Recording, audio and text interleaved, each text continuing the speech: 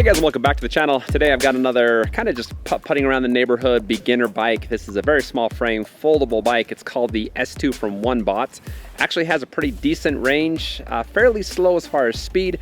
But anyway, I'm gonna break everything down and show you what it can do, starting off with the speed test. Now for something like this, you're not gonna have a ton of power. It's got a 250 watt motor, and that's powered by a 36 volt, 6 amp hour lithium battery that takes 3 to 5 hours for a recharge. There's 3 pedal assist levels, a half twist throttle on the right side, a speed rating of 15.5 miles per hour. I'm gonna show you how fast it can go on all of that, starting off with speed mode 1.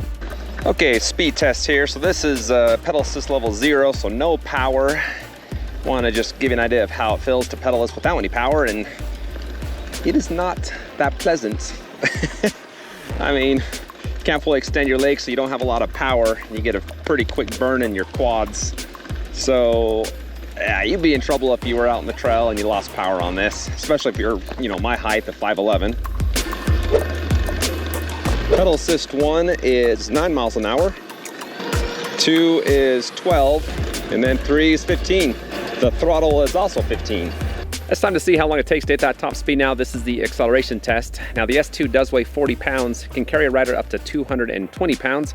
Got a full charge on the bike and a flat road. Let's see how zippy, how poppy it is. Here we go. And it's about 2 revolutions before the power comes on. And when it does, it is abrupt. You can definitely feel it. And actually, pretty zippy for a bike in this price range of being so small. There's 14, 15 there, less than half a block.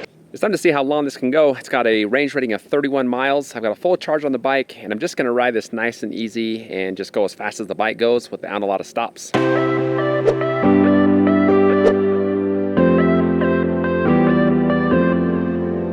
Okay, let me tell you some stuff about the bike. First off, it comes in gray, pink, and black, 3 colors to choose from. The stem folds, the pedals collapse, and then there's a hole in the frame where you can use as a carrying handle. And it comes 95% assembled. Just have to add the handlebars and the saddle, and you're good to go. As far as balance goes, these typically don't have the best balance. I can let go for a few seconds. And as far as weight distribution, all the weight is towards the back of the bike, so popping up the front tire, just be careful with that. It does come up fairly easy. I've gotten this over 25 miles per hour. It does handle that speed nicely, so you can go fast on this. Handling is not the best on these types of bikes. There's not a lot of weight up here, so it's just very easy to turn. It's pretty loud, just cruising on a nice flat trail, and that motor is humming at me, kind of making this high-pitched, kind of pulsating sort of sound. It is a bit rough on sidewalk lines, coming off a curb or hitting a crack on the trail. I would recommend being choosy on the type of trail you take this on. There's no suspension.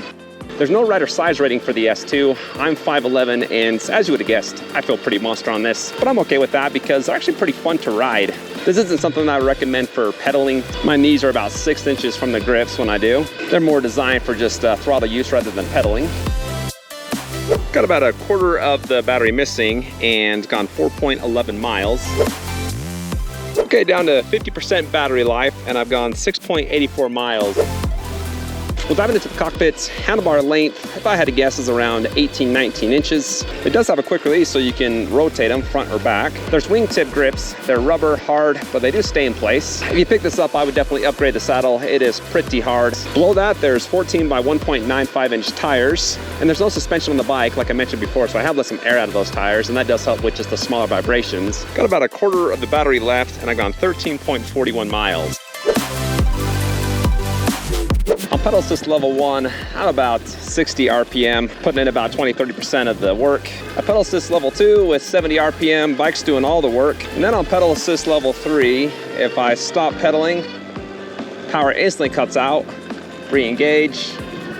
It's about 2 revolutions before the power comes back on. Now with the throttle, it's actually pretty sensitive. It only takes about a quarter of an inch before it engages. Easy to maintain, a certain speed. It's not like an all or nothing sort of a deal. And then cruising at 11, if I release it, power cuts off instantly, re-engage. It's pretty quick. There's a slight delay, but pretty reactive throttle. Kind of curious if I can pedal fast enough to get it over 15 miles an hour. And yeah, come on. There's 16, 17, 18. 17, 18 is about as fast as I can get it going. Whew. And that does give a good burn on the legs. Okay, that wraps up the range test. My app recorded 14.32 miles with 419 feet elevation gain. That is an awesome range for a bike in this price range.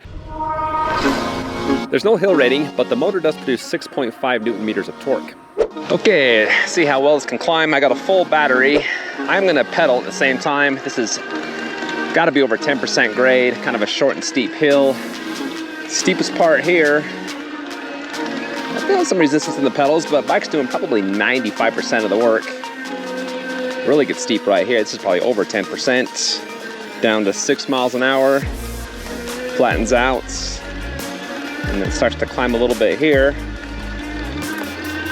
And pretty much over the top. Wow, that climbed a lot better. I had a lot more power than I thought. That's awesome. You got dual disc brakes. Let's see how well they work going down the same hill I just came up for the hill test. All right, coming down the same hill, gonna test out the brakes. So, lightly pressing them. No pulsating, a little bit of grinding.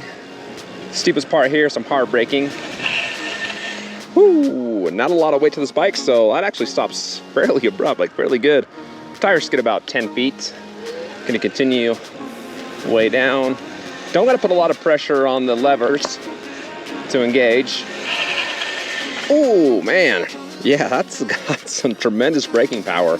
And it's stable too. I don't feel like I'm gonna fly over the handlebars. Okay, this is the overview of the screen and control pad and all that. It's on the left side here. It is backlit, and plus and minus, of course, to change the pedal assist level, 1, 2, and 3. Hit the power button, that scrolls through different readouts. Hold down the plus button to turn on and off the lights. There's a headlight here just above the tire. There's no tail lights, just a rear reflector. And then on the right side, there's a horn. The S2 has an IPX4 waterproof rating, a 1-year warranty, and free shipping in the lower 48. Well, overall, I was pretty impressed with the S2. Hill climbing ability is fantastic, and range of over 14 miles with 600-700 feet elevation gain. That's awesome as well. If you want to pick it up, I've got the link in the description. Also, be sure to check out my website, electricrevolutionreviews.com. There you can find all my reviews sorted by price and capability. Hit that like button before you go, and please subscribe for the latest in electric bike, board, and scooter reviews. Thanks for watching, and I'll see you next time.